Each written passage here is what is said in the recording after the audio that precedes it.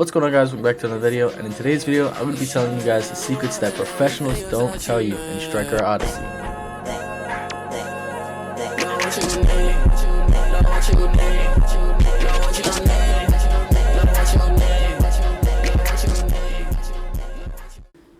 Now, number one, let's get into ball riding. Pause, first off, but that's what it's called. So this is a secret tech that we have started to ban in league matches, not the league game mode, but actual league teams, because it's technically considered a bug and it's bug abuse. I'm gonna try and show you guys first try. It might take me a few tries, so if you see a few cuts, bear with me.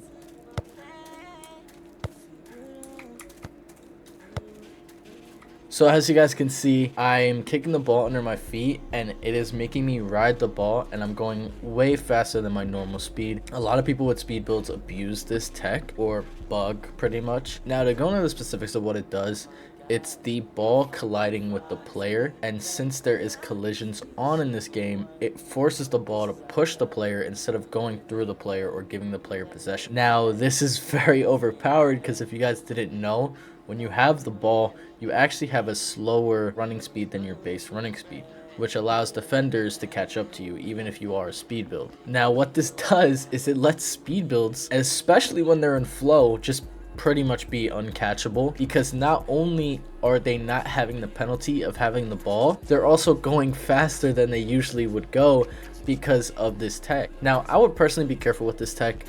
You could get reported for bug abuse and maybe get banned, but I've never seen anybody get banned for this specific thing. But I would just be careful. It's not something that I would abuse. Okay, maybe I do abuse it sometimes, but if people know what you're doing, they will report you for bug abuse. Now, next thing, it's not really something I can show you guys. It's just something that you have to learn depending on how much punch you have, and depending on your build, it's lineups. Now, every pro player, in quotation marks, when I refer to pro, I'm talking about the league players, especially the official league teams. Those are considered the pro players in this game. One thing every pro player in this game has is lineups. Every wing and striker in professional play has lineups. If you don't know what lineups are, I'll show you an example. I don't have lineups on this practice field. I don't think anybody does. But pretty much, say if I were to aim in this little corner every time, and say every time when I aim there, the ball went in. I think it's gonna hit the post.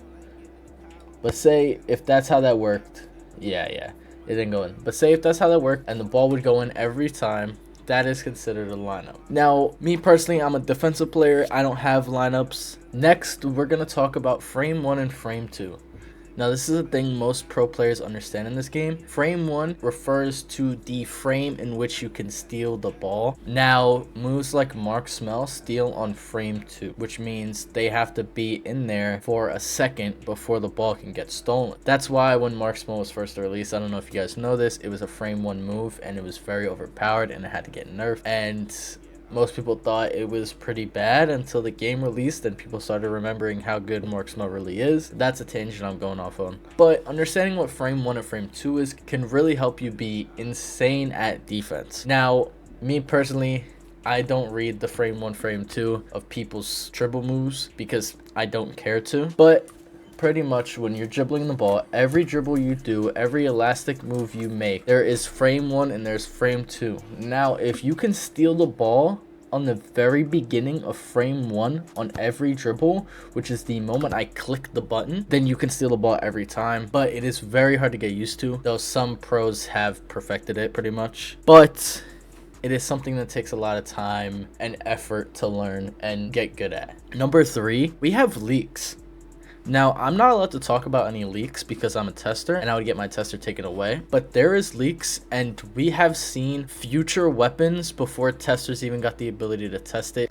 Like, I've seen weapons that aren't even out yet. And I've seen art sneaks for weapons that aren't even announced yet. So a lot of pro players see things before they come out, and it gives them an advantage because they know what this move is going to do. They know what this move is going to do. They're already prepared for this move, to this, that. So they get a lot of advantages over normal players. Number 4, if you're really trying to get better at the game, you can't play the normal game. I don't mean the main game. I don't mean go into ranked and try and play ranked, because really ranked is filled with a bunch of bad players anyways. I mean, you have to go to the Striker Odyssey Discord, go into the Striker teams, try and find legitimate official teams, try and find teams with a lot of members, and you have to play against those top of the top players all the time in order to be able to compete against those players. It's the same thing in every sport, in every anything. In order to be the best, you have to play against the best. And the reason a lot of the good players are really good is because most of them were testers and they were playing against the best testers, and everybody just evolved into being insane at the game. That's why most testers are a lot better than the normal player.